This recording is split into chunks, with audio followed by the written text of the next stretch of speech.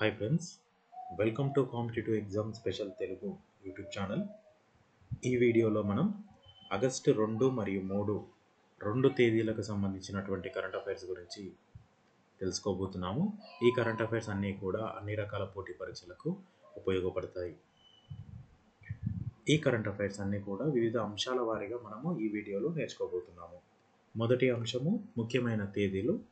ఇందులో భాగంగా ప్రతి సంవత్సరం ఆగస్టు 3వ తేదీన క్లో సిండ్రోమ్ అవగాహన దినోత్సవాన్ని ప్రపంచవ్యాప్తంగా నిర్వహించడం జరుగుతుంది.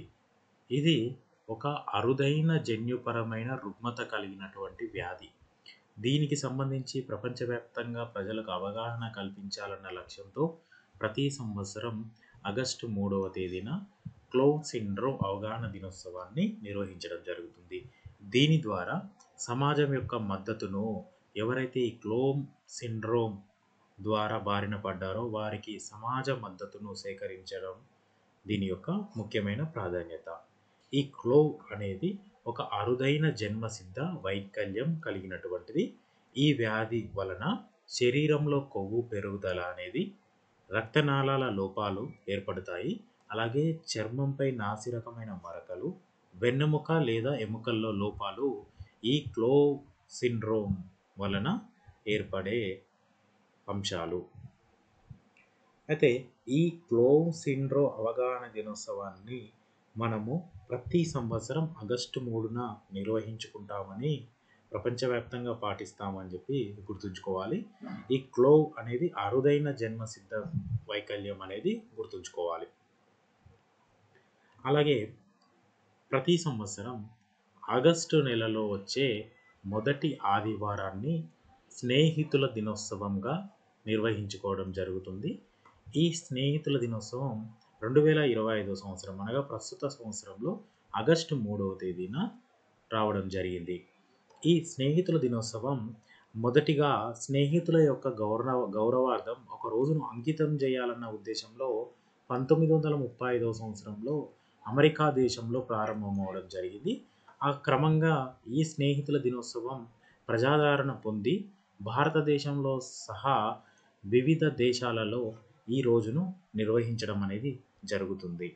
తర్వాత కాలంలో ఈ స్నేహితుల దినోత్సవం అనేది ప్రపంచ దేశాల అన్నింటికీ పాకడం జరిగింది.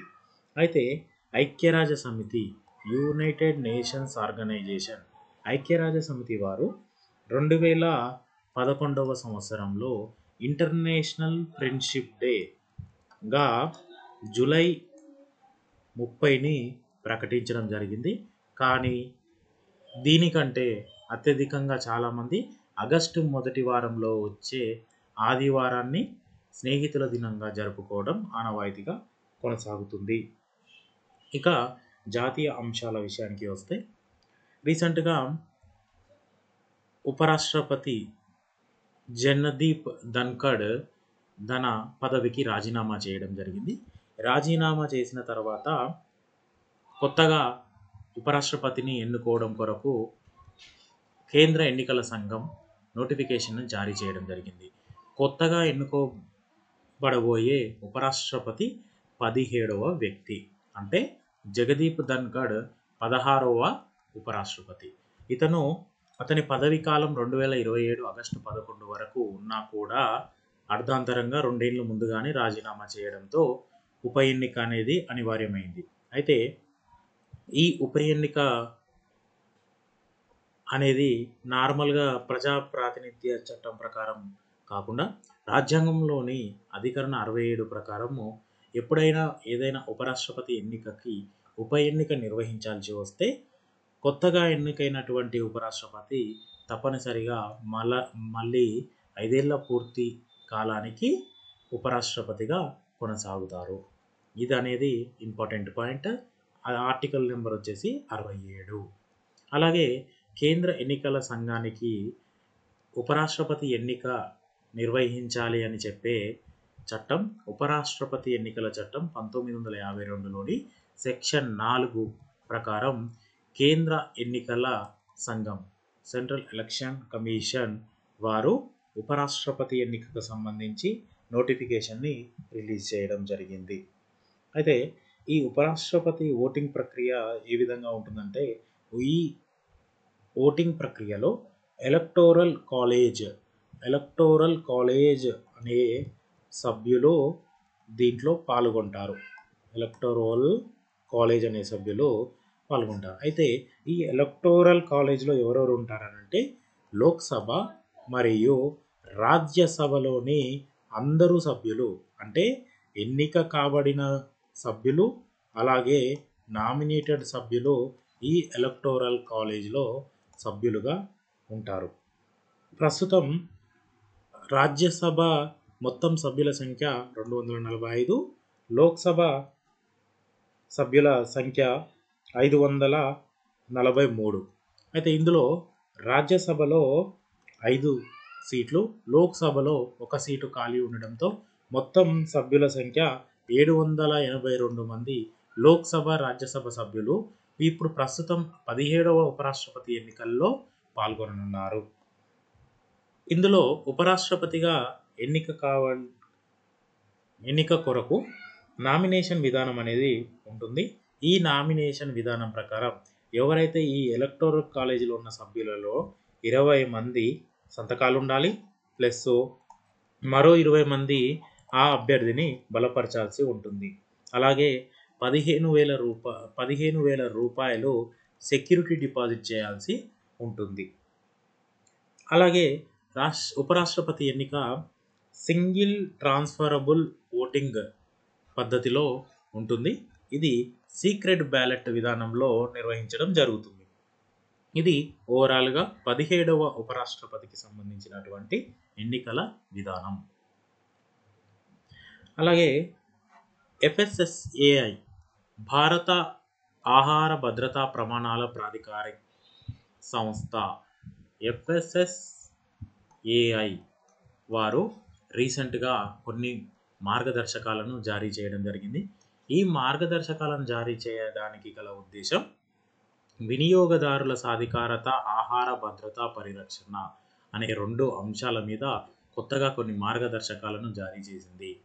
ఈ కొత్తగా జారీ చేసినటువంటి మార్గదర్శకాలు ఎవరెవరికి వర్తిస్తాయంటే, రెస్టారెంట్లు, దాబాలు, కెఫేలు సహా ఆహార ఉత్పత్తుల వ్యాపారాలు, సంస్థలకి ఈ నూతన మార్గదర్శకాలు అనేవి అమలవుతాయి. అయితే అందులో ఇచ్చినటువంటి మార్గదర్శకాలలో మొదటిది, ఆహార ఉత్పత్తుల వ్యాపార సంస్థలన్నీ తన ప్రాంగణాలలోని నిర్దిష్ట ప్రదేశంలో వారి యొక్క లైసెన్స్ మరియు రిజిస్ట్రేషన్ సర్టిఫికేట్లను తప్పక ప్రదర్శించాలి. 2, వినియోగదారుల ఫిర్యాదుల నమోదు చేయడం కొరకు QR కోడ్ అందరికీ కనబడే విధంగా ఉంచాలి. ఈ 2 ప్రవేశ ద్వారాలు, బిల్లింగ్ కౌంటర్లు, వినియోగదారులు కూర్చున్న ప్రదేశాల వంటి చోట్ల వీటిని ప్రదర్శించాలి అని రీసెంట్గా భారత ఆహార భద్రతా ప్రమాణాల ప్రాధికార సంస్థ మార్గదర్శకాలను రిలీజ్ చేయడం జరిగింది. దీని యొక్క ఉద్దేశం వినియోగదారుల సాధికారత మరియు ఆహార భద్రత పరిరక్షణ. తర్వాత అంతర్జాతీయ అంశాలు. ఇటీవల అమెరికా ప్రెసిడెంట్ డొనాల్డ్ ట్రంప్ అన్ని దేశాల మీద ప్రతీకార సుంకాలను విధించడం జరిగింది. దీనికి పెట్టిన పేరు సర్దుబాటు చేసిన ప్రతీకార సుంకం. దీని మీద కార్యనిర్వాహక ఉత్తర్వులపై అధ్యక్షుడు ట్రంప్ సంతకాలు చేయడం జరుగుతుంది. దీని ప్రకారం ఒక్కో దేశానికి ఒక్కో విధమైన సుంకాలను విధిస్తూ ఈ సర్దుబాటు చేసిన ప్రతీకార సుంకం పేరుతో కార్యనిర్వాహక ఉత్తర్వులపై సంతకాలు చేయడం జరుగుతుంది. దీంట్లో భాగంగా రీసెంట్గా కొన్ని మార్పులు చేస్తూ మరలా డొనాల్డ్ ట్రంప్ సంతకాలు చేయడం జరిగింది. ఇప్పుడు ఏవైతే ఈ సర్దుబాటు చేసిన ప్రతీకార సుంకం యొక్క కార్యనిర్వాహక ఉత్తర్వులు అన్నీ కూడా ఈ నెల 7 అంటే ఆగస్టు 7వ తేదీ నుండి అమల్లోకి రాబోతున్నాయి. ఇందులో సుంకాల విషయానికి వస్తే మినిమం 10% నుండి మ్యాక్సిమం 41% వరకు వివిధ దేశాల పైన దిగుమతి సుంకాలను విధించడం జరిగింది. అందులో భారతదేశం మీద 25% విధించడం జరిగింది. ఇలా ప్రపంచవ్యాప్తంగా ఉన్నటువంటి 70 దేశాలలో ఈ ప్రతీకార సుంకం అనేది వర్తిస్తుందని ప్రకటించడం జరిగింది. అత్యధికంగా సిరియా దేశంపై 41% టారిఫ్ అనేది విధించడం జరిగింది. అలాగే ప్రపంచవ్యాప్తంగా ఈ సర్దుబాటు చేసిన ప్రతీకార సుంకంకి సంబంధించి బ్రిటన్ దేశంపై 15%, యూరోపియన్ యూనియన్‌లోని సభ్యులపై 0-15%, పాకిస్తాన్ దేశానికి 19%, Bharat 25%, Japan 15%, Myanmar 40%, Vietnam 20%, Iraq 35% దిగుమతి సుంకాలను విధించడం జరిగింది. ఇందులో భారతదేశానికి 25% పెంచడం జరిగింది. కానీ పాకిస్తాన్ విషయానికి వస్తే మాత్రం అంతకుముందుకు ఉన్న 29% నుండి 19%కి తగ్గించడం జరిగింది. ఇది అమెరికా ప్రభుత్వం సర్దుబాటు చేసిన ప్రతీకార సుంకానికి సంబంధించినటువంటి విషయాలు. దీంట్లో మనం ముఖ్యంగా ఎంత పర్సంటేజ్ ప్రతీకార సుంకాలు విధించడం జరిగింది, అత్యధికంగా ఎంత, అత్యల్పంగా ఎంత. అత్యల్పంగా 10%, అత్యధికంగా 41%. అత్యధికంగా ఏ దేశం? సిరియా దేశం. భారతదేశానికి ఎంత? 25%. అలాగే ఏ దేశానికి తగ్గించిండు అంటే పాకిస్తాన్ దేశానికి తగ్గించిండు అనేవి ఇందులో ముఖ్యమైన పాయింట్స్.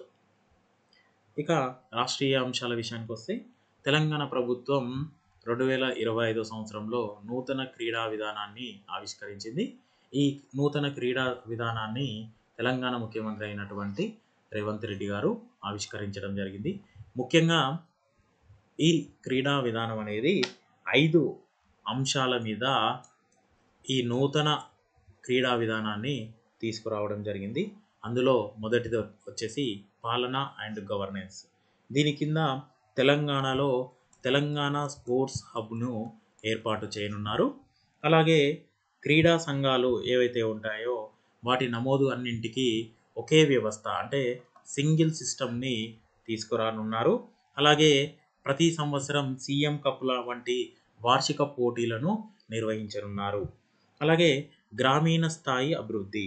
ఎవరైతే గ్రామీణ ప్రాంతాలలో ఉన్న వారి అక్కడ సుమారు ఒక 50 రెసిడెన్షియల్ పాఠశాలలో ఈ క్రీడా శిక్షణా కేంద్రాలుగా మార్చడంతో పాటు పాఠశాలలో క్రీడలను నైతికత తీసుకురావడం కొరకు గ్రామీణ స్థాయిలో అభివృద్ధి చేయడం కొరకు ఒక పిల్లర్గా సెలెక్ట్ చేసుకోవడం జరిగింది.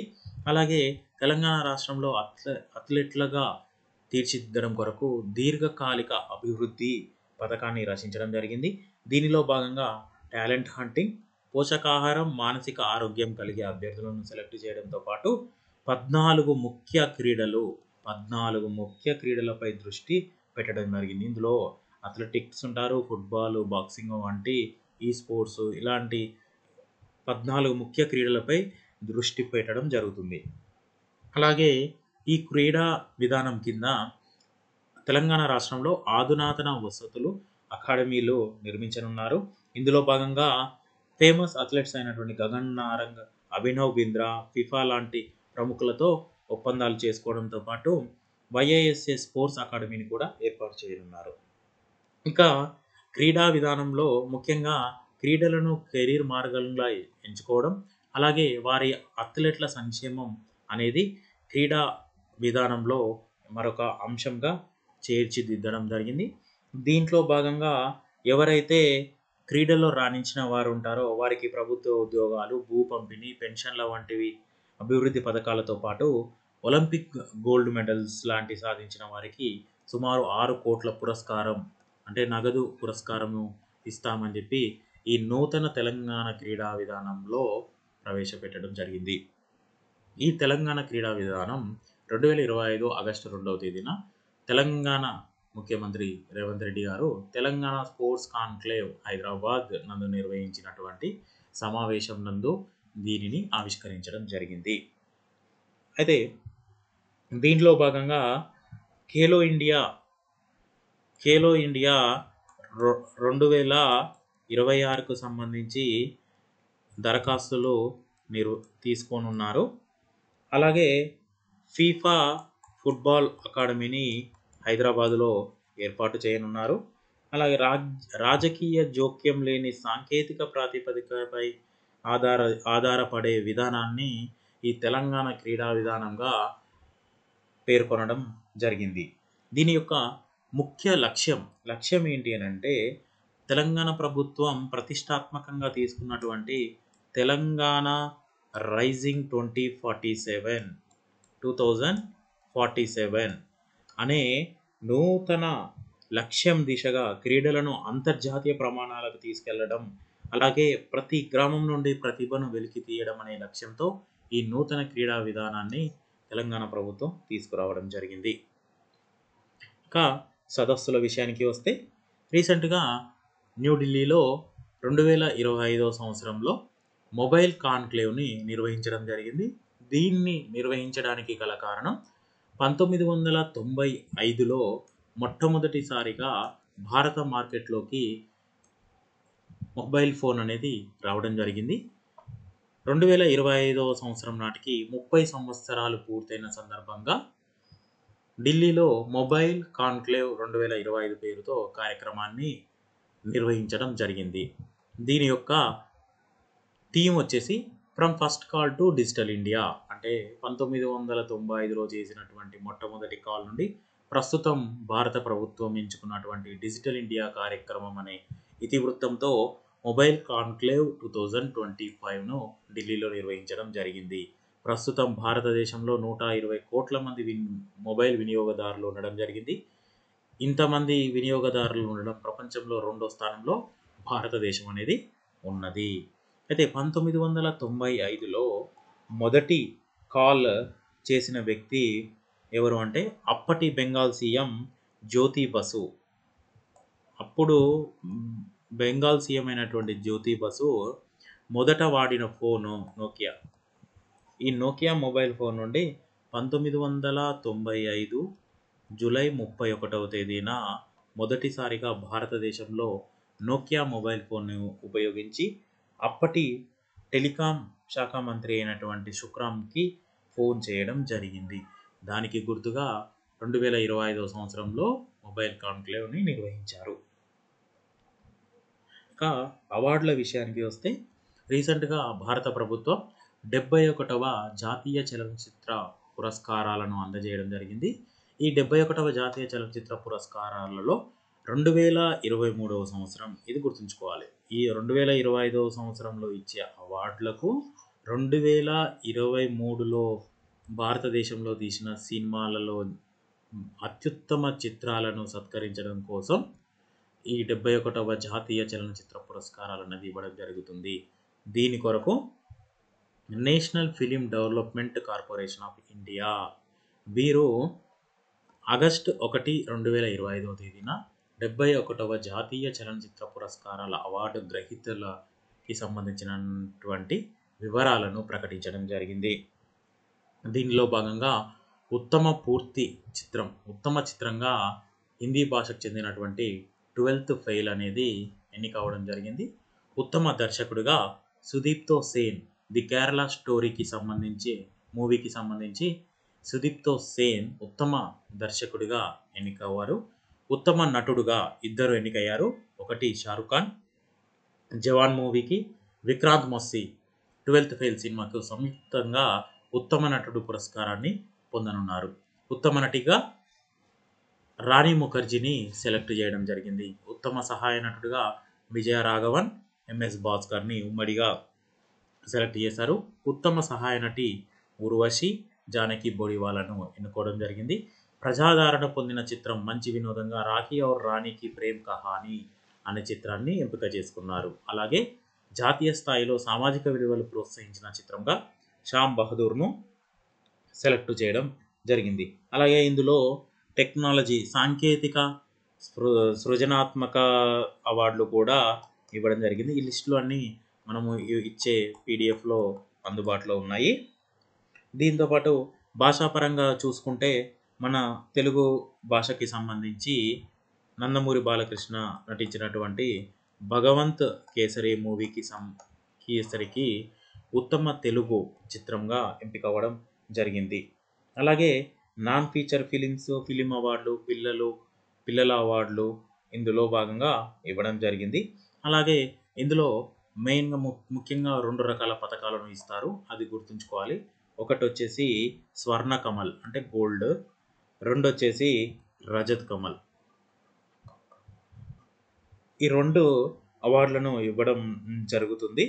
స్వర్ణకమల్ విభాగంలో ఏదైతే అగ్ర విభాగాలు అనగా దర్శకుడు, ఉత్తమ దర్శకుడు, ఉత్తమ ఫీచర్ ఫిలిం, పాపులర్ ఫిలిం, పిల్లల చిత్రం, తొలి చిత్రం లాంటివి ఉన్న వాటికి గోల్డ్ స్వర్ణ కమలం అవార్డులు ఇవ్వడం జరుగుతుంది. ఈ అవార్డులలో భాగంగా 3,00,000 రూపాయలు నగదు పురస్కారం అనేది ఇస్తారు.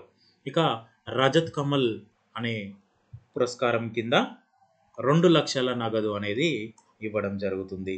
ఈ రజత్ కమల్ అనే కేటగిరీలో ఉత్తమ నటుడు, ఉత్తమ నటి, సహాయ పాత్రలు, నేపథ్య గాయకులు, స్క్రీన్ ప్లే, ఎడిటింగ్ మొదలైనవి ఈ రజత్ కమల్ పథకాలలో ఉండడం జరుగుతుంది.